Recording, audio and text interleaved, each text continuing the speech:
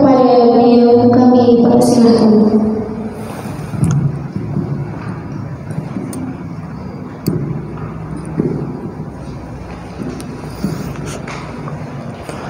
Assalamualaikum warahmatullahi wabarakatuh.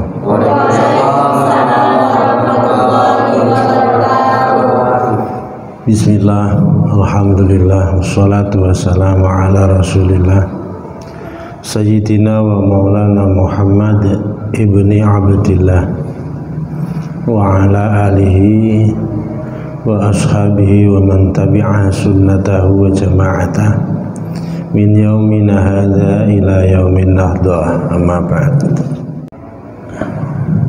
Jadi begini, kenapa kita harus beraswaja?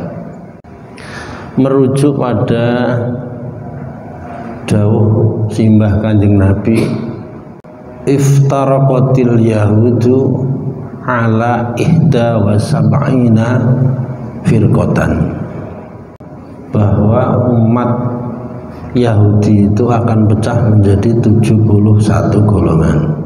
Wa tafarraqatin nasara, orang-orang Nasrani itu isnaini wa sab'ina firqatan, pecah menjadi 72 golongan.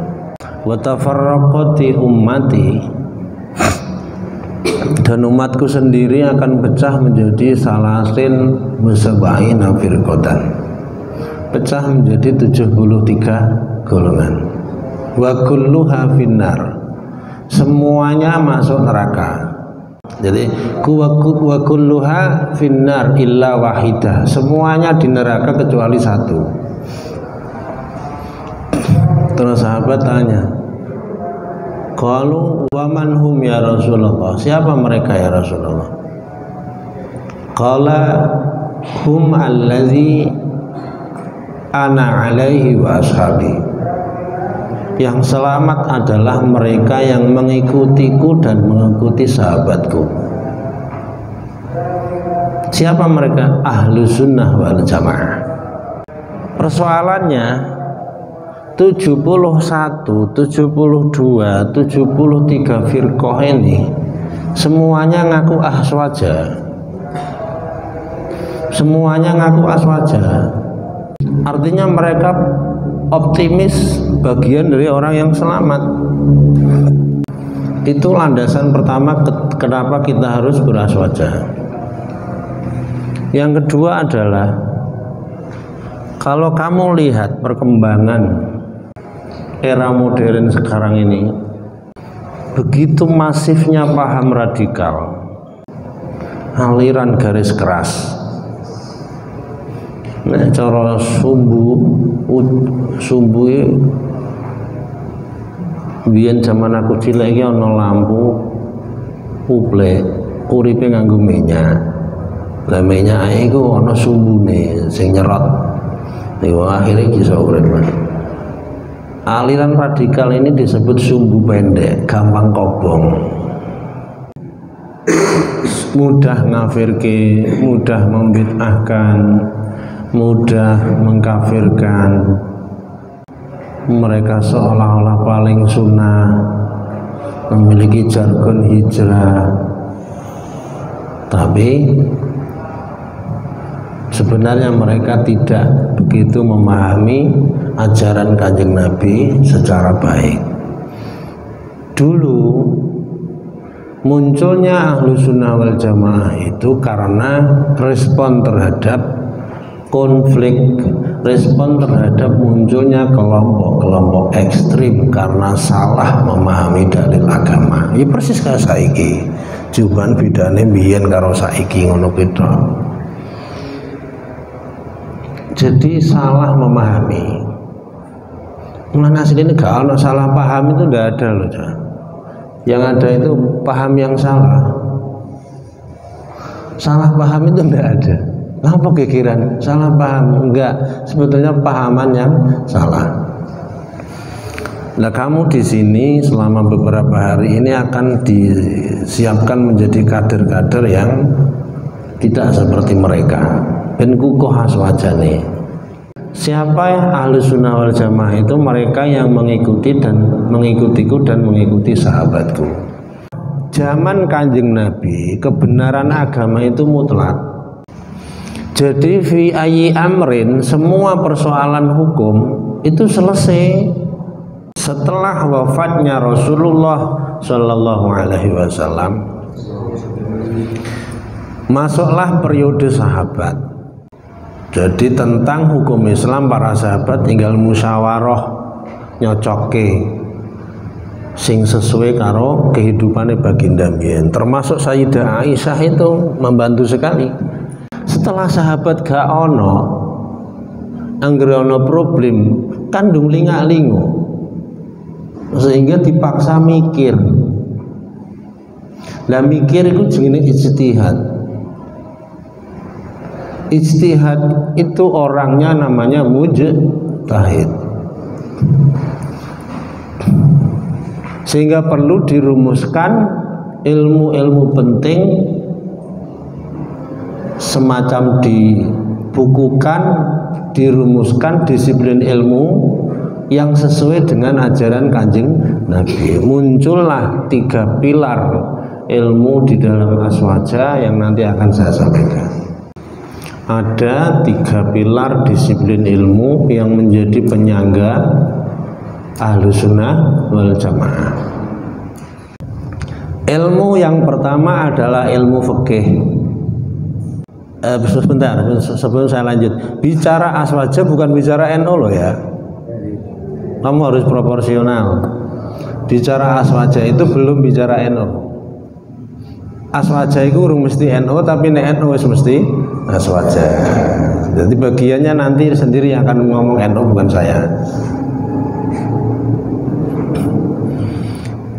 Jadi Islam itu di dalamnya ada ilmu fikih. Sekalipun di dalam Islam tidak hanya bicara tentang fikih. Ya, fikih itu apa? Ilmu tentang hukum. Sekalipun di dalam Islam tidak hanya membahas tentang hukum, namun hukum di dalam Islam menjadi sesuatu yang sangat dibutuhkan di dalam Islam itu sendiri. Kenapa? Karena Islam itu bicara juga tentang sejarah para nabi dulu, mulai Nabi Adam sampai Kanjeng Nabi Muhammad Shallallahu Alaihi Wasallam. Juga bicara tentang sejarah manusia, bicara tentang alam gaib dan alam syahadah. Alam gaib itu coba artinya jin tok, setan, kayak sing lagi viral jarene nonggone jenggotan pocong, pocong kok melaku. Nah, aku roh ada pelondasi. Iya, oke. Jadi bicara tentang alam yang terdiri dari alam zahir ini, alam gaib, yaumul ba'ats, yaumul mahsyar, yaumul mizan, yaumut tanat, itu semuanya adalah alam gaib. Bicara juga tentang siksa, surga neraka. Jadi Islam itu komprehensif. Makanya di dalam Al-Quran, ma farratna fil kitabi min syai', gak ono sing kejajar blas kok ngene Quran niku. Maka seluruh aktivitas kehidupan kita tidak ada sedikit pun yang lepas dari Al-Quran. Kalau ada orang ngomong, oh ini gak ada hubungannya karo agama, ya mergo pahamannya salah atau kurang paham. Jadi tidak ada pemisah. Mulai kita membuka mata sampai menutup mata kembali itu dalam bingkai Al-Quran semua. Hanya saja di dalam Al-Quran itu sendiri sifatnya masih global, masih pokok, gelundungan. Saya dulu pernah sampaikan di acara ranting itu apa namanya? Makesta ya, Mas. Kamu coba cari dasar tentang sholat 5 waktu di dalam Al-Quran, nggak akan menemukan itu perintah sholat sing secara jelas sholat itu mulai dari zuhur, asar, maghrib, isya, subuh, terus mulainya dari takbir ditutup dengan salam. Tidak ada di dalam Al-Quran. Adanya adalah aqimis sholat, dirikanlah sholat. Nah caranya piye? Itu gak ada di Al-Quran kan. Maka dijelaskan di dalam hadis. Nah penjelasannya Al-Quran ya hadis itu. Hadis pun tidak detail. Ada di dalam hadis sholat itu zuhur, asar, maghrib, isya, fajar. Tidak carane takbir, carane ruko, itu tidak ada di dalam hadis. Mulane ahlu sunnah wal jamaah dasar hukumnya tidak hanya Al-Quran dan hadis, tapi juga ada ijma. Ijma itu apa? Ittifaqu mujtahidil ummah ba'da wafati Muhammadin fi asrin ala ayyi amrin. Konsensus para ulama yang dilakukan setelah kehidupan baginda Nabi atau setelah wafatnya baginda dalam hal urusan utamanya adalah urusan syariah. Ada riwayat yang mengatakan termasuk lughawiyah, duniawiyah, tapi yang paling pokok adalah urusan syariat. Sampai sini mudeng kamu bang. Bainal mudeng wal mubeng itu tengah-tengahnya namanya fahual gendeng. Bismillah. Jadi rileks saja. Jadi hukum itu masalah penting di dalam Islam, tapi Islam tidak melulu bicara tentang hukum. Kalau toh pun di dalam Al-Quran ada ayat tentang hukum, disebut ayatul ahkam. Lah sing nyusun kitab fikih yang merumuskan ilmu fikih menjadi disiplin ilmu itu namanya siapa? Yang merumuskan ilmu fikih ya madzhabul arba'ah, Imam Hanafi, yang kedua iki aja kualik loh ya, Imam Syafi'i, yang kedua Maliki, yang ketiga, yang keempat nono lah iya.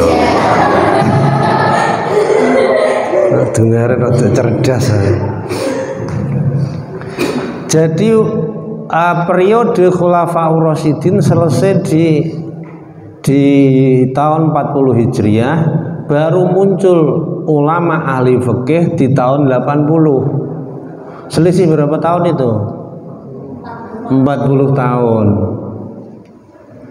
Tahun 80 lahirlah yang pertama Imam Hanafi, disusul Imam Maliki, Imam Syafi'i, dan Imam Hambali. Poin dicatat penting itu. Lah sebenarnya nek dihitung ahli fikih pada masa itu tidak hanya 4 niku, ada kurang lebih 11. Cuman yang masyhur 4. Kenapa? Mereka punya karya, kitabnya oke, punya manhaj teori yang memang teruji. Mulane kowe nek pengen manfaat kudu duwe karya. Di NU itu berkaryalah supaya kamu meninggalkan Ibnu PBNU itu ada warisan yang kamu tinggalkan untuk generasi. Mulane nek nggone Ibnu itu jangan nyari yang kamu dapat dari Ibnu, tapi apa yang bisa kamu berikan kepada Ibnu. Jadi yang kamu dapat itu ya satu sanad yang musalsal, yang kedua dapat ilmu. Yang selanjutnya ya aplikasikan itu untuk membesarkan Ibnu. Lorong saya malam ini kalau bukan karena itu, bukan karena NU, saya tidak ada di sini. Orang saya paling yo gratis orang tuh amplop ya, nah, malah ditarik ya iya. Gitu saja. Jadi kau nek gak yakin berarti hatimu bermasalah. Jadi ta'alluqul qalb, kamu dengan gurumu itu celengan utama keselamatan kamu. Mulai istilah di NU itu panggil gandul sarungi kiai mesti benar. Itu hanya namanya kiasan aja mbok lakoni tenan sarungi kiai mbok ganduli merojol. Artinya nggih angger manut, nurut, selamat. Guru itu tuh gak bakalan masuk surga itu sendirian, pasti nyari muridnya. Lagi besok ditakoni, man imamuka, siapa imamu? Jawab Imam Mahdi. Imammu ya suriah kamu, kiai kamu. Lagi gak duwe kiai, gak duwe guru, gak duwe panutan. Jadi sisihno Ridwan sik ning halte sik ora di rombongan kowe. Jadi Zumaron itu rombongan berbondong-bondong. Makanya kalau kamu punya jamiah ya itu rombongan kamu. Istiqomahlah di situ. Kamu punya guru yang menuntun rohani kamu, mengenalkan kamu kepada Allah, mendekatkan kamu kepada Allah, ya itu pegang. Mulane aku mau jadi guru olahraga, sanate gak patek jelas.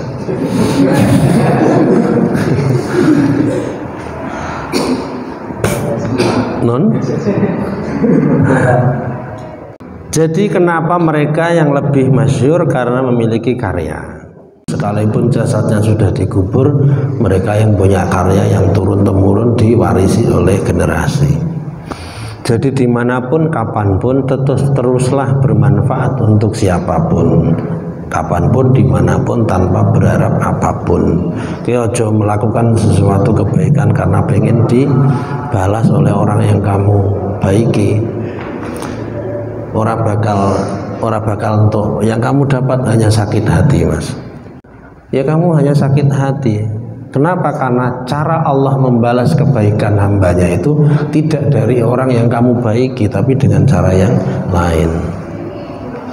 Contoh ya, sampean pas kudanan delalah kebanan, duwe besti mesito Asif mau telepon, sip tolong aku kebanan malah ning tengah karetan iki udan-udan sisan. Nah terus piye? Ya mbuh aku pokoknya supaya iso teko omah piye carane. Nah wis ditulung Asif. Lain hari gendaan Asif. Yang butuh kamu. Pas kamu ditelepon kamu nggak bisa. Asif marah-marah. Kowe ku kanca ra melek ya kowe. Kanca ra perlu ngerti ditulung ya kowe. Akhirnya yang terjadi adalah kebencian kan, kamu gemes, akhir-akhir bestine botol. Cara Allah membalas kebaikan tidak seperti itu. Itu yang pertama. Yang kedua, ilmu tauhid. Masih setengah jam. Ilmu tauhid itu ilmu tentang ketuhanan. Di dalam tauhid juga bicara tentang takdir, bicara sifat-sifat Allah, sifat-sifat Tuhan, bicara tentang ikhtiar. Di dalam disiplin ilmu disebut ilmu kalam, juga disebut ilmu usul atau usuluddin. Usul itu pokok yang menjadi landasan dalam beragama. Jadi kamu jadi orang aswaja itu satu harus paham hukum, paham fikih, yang kedua tauhidnya harus benar. Nah, kalau boleh jujur, mendalami aswaja itu akan sukses kalau kamu di pesantren. Kalau tidak di pesantren bisa sih, tapi nggak maksimal. Jadi usuluddin itu pokok, ilmu pokok, landasan untuk beragama. Nah, ini imamnya, tokohnya namanya Imam Al-Asy'ari, yang punya nama lengkap Abdul Hasan Ali bin Ismail bin Abi Basar Ishaq bin Salam bin Ismail lagi bin Abdullah bin Musa bin Bilal bin Abi Burdah bin Abu Musa Al-Asy'ari, itu yang lahir tahun 260 Hijriah. Selisih dengan Khulafaur Rasyidin berapa coba? 220 Hijriah. Dhisik fikih apa dhisik tauhid? Dhisik fikih. Kenapa dhisik fikih? Apakah karena kedudukan fikih lebih tinggi daripada tauhid? Bukan. Apa kan? Sampeyan kayak bingung. Bingungan kayak cilik gede. Imam Al-Asy'ari itu tokoh tauhidnya. Punya murid namanya Imam Al-Maturidi. Dua tokoh inilah yang merumuskan ilmu tentang tauhid, tentang ketuhanan, tentang qada qadar, tentang ikhtiar dan macam-macam. Madzhabul arba'ah dalam bidang fikih lahir lebih dulu di tahun 80 Hijriah. Imam Al-Asy'ari lahir di tahun 260 Hijriah. Jadi bukan karena fikih itu lebih tinggi kualitasnya, kedudukannya dari ilmu tauhid, itu tidak. Lagian gini loh, ngomong tentang kamu itu munafik, kamu itu zindik, kamu itu murtad ya, kamu itu kafir, itu kan lebih produktif ngomong ke iki halal apa haram, iki apa jenenge oleh dipangan apa ora. Dan fikih memang hampir tiap hari dibutuhkan, jadi sering dibutuhkan daripada bicara tentang tauhid. Tetapi dari sisi masa, fikih pun ulamanya lebih dahulu lahir daripada ulama tauhid. Wafatnya Imam Al-Asy'ari tahun 324 Hijriah. Jadi kalau selisih umur hitungannya Imam Al-Asy'ari lebih lama, walaupun lahirnya keri tapi umurnya tidak papat. Tapi Imam Asy-Syafi'i umurnya masih 54. Imam Al-Ghazali umurnya masih 55. Lah aku kira-kira sesuai to ra ya. Ora kudu ngono, wong kowe guyang-guyung ngising bebelen mati ya iso. Kan random itu pakainya. Ora nomor urut. Nek aku nek pas loro niku yo mikir cah. Lek Kanjeng Nabi pinten swidak 3. Imam Syafi'i 54, Imam Al-Asy'ari 64, Imam Al-Ghazali 55. Tapi karyanya pirang-pirang kan. Lah orang biasa seperti kita umurnya swidak telu maca kitab ora iso. Iki kitab Imam Al-Ghazali pirang-pirang. Jadi sampai nak pinter maca misalnya, ya buat gemarmu membaca itu menjadi karya. Mbok gawe buku apa supaya dibaca terus. Kaya Daniel misalnya gitar gawe lagu lah, lagu tapi sing religi, sing manfaat. Aja sampai krungu lagumu wong lali pangeran, dosamu jariyah. Ilmu yang ketiga yang menjadi landasan Ahlussunnah adalah ilmu tasawuf. Tasawuf. Berarti bar ngaji fikih, kudu ngaji tauhid, ngaji tasawuf. Malakatun nafas ala syariah wa awamirillah, itu tasawuf. Ajaran yang sudah menjadi perilaku Dadi wis dadi budi pekertine, wis dadi akhlake. Leh ngibadah iki ora mergo dikongkon tapi anjen wis anjen ngono iku. Ngono iku maksudnya anjen wis dadi perilakunya. Jadi potret keilmuan tasawuf itu bukan pada teorinya tapi pada perilakunya. Jadi seandainya ngene lho, ana wong akhlake apik wis gak gelem nyolong meneh, tak gawe contoh wong nyolong, gak mencuri lagi. Terus leh ora nyolong iku cah, ora mergo ndeke wedi nek nyolong iku diketok tangane kan fakta aidiyahuma. Ora mergo napa? Dosa. Tapi mergo anjen wis ora kudu nyolong. Artinya tasawuf itu urusan hati. Bukan urusan hukum. Nek ngono fikih karo tasawuf durdi. Dur tasawuf. Orang-orang yang ahli fikih, ahli syariah, ndak ahli tasawuf, rata-rata bedanya apa? Kebijaksanaan. Di situ ada, tak kasih contoh. Ono wong ditinggal mati, pakane mati. Pakane mati. Urung dikubur wis bahas warisan. Secara hukum sah nggak? Sah, karena dia ahli waris. Tapi secara tasawuf ora pantes. Sebab apa? Nglarake atine ibune. Membuat nama baik keluarga menjadi tercemar. Nah, terus dia datang ke kiai syariah, kiai hukum, kiai fikih. Kiai, badhe nyuwun pirsa. Niki badhe mitung dina bapak kula, tapi ngantos saniki kula dereng diparingi warisan. Kiai fikih jawab, "Yo njaluk ah, iku hakmu." Njaluk kan iku hakmu. Bener nggak? Bener. Terus dia datang lagi ke kiai ahli tasawuf. Kiai, nyuwun pirsa. Kula niki ditinggal bapak mun seminggu mun badhe mitung dalu, tapi ngantos saniki warisan dereng didum.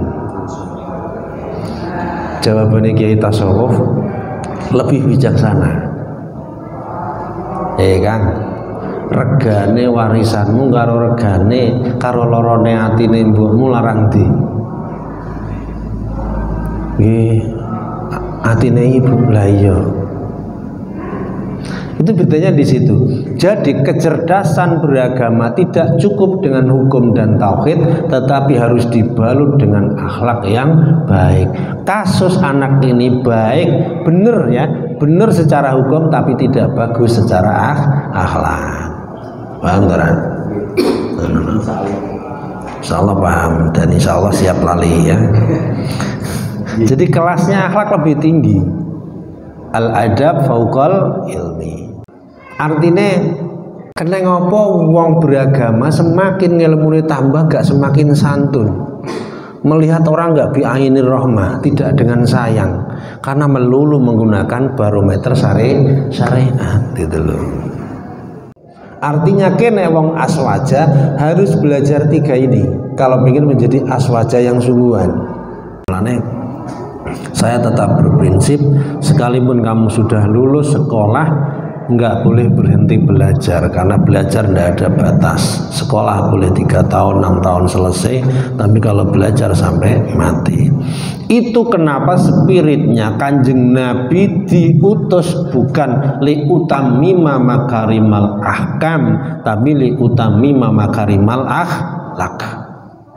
Jadi puncaknya adalah ada di akhlak. Kalau ingin kamu menjadi sempurna, walaupun sampai mati urung bisa sempurna. Ada lagi contoh lain. Ono wong hukum, wong ahli hukum tapi malah jadi wong hukuman. Mergo hukum tidak bisa menjadi perilakunya. Ya ora. Polisi yang harusnya menjadi penyidik malah disidik. Jaksa yang harusnya mengadili malah diadili. Itu gara-gara disiplin ilmunya tidak bisa menjadi perilakunya. Mulane nek kiai niku dalile ora perlu akeh-akeh wong kiai NU niku ora patek dalil. Kan apa? Dalile wis perilakunya sendiri. Karena mereka yang baru-baru punya media singgote kandel-kandel kan ngapalne dalil. Mulai ditakono dalilnya mana. Makanya dia lagi proses ngapalno dalil. Lah nek kiai NU dalile wis kandel karo perilakune. Makanya sampean delok kiai sepuh. Kiai sepuh lagi mbok sowani tok wis bebanmu sambiar sih. Lagi sowan tok lho, gak sida ngomatur we. Mandang beliau saja sudah ambiar kesulitan duniamu. Beda kowe nek karo suryamu pecicil ngono. Itu karena sudah masuk menjadi perilaku ngono lho, saya rasa itu yang perlu saya sampaikan. Intinya saya kasih modal kamu untuk belajar malam ini dan saya temani secukupnya. Yang mau saya sampaikan sebagai motivasi, kamu berada di NU itu gak usah ragu-ragu ya, udkhuluha, masuklah kamu ke dalam Nahdlatul Ulama bi arwahin wa ajsadin, secara totalitas, bil mahabbati wal widad, dengan penuh kasih sayang, supaya apa? Bisa menyatu antara semangatmu dengan peranmu. Karena apa? Di Nahdlatul Ulama kamu bersama para ulama pewaris Nabi yang ilmunya secara keilmuan sanadnya musalsal nyambung sampai Kanjeng Nabi Muhammad. Saya mau tanya sama panitia, perempuannya tidurnya di mana? Di bawah, kalau laki-lakinya di sini. Rada awasi asip masalah bahaya. Assalamualaikum warahmatullahi wabarakatuh.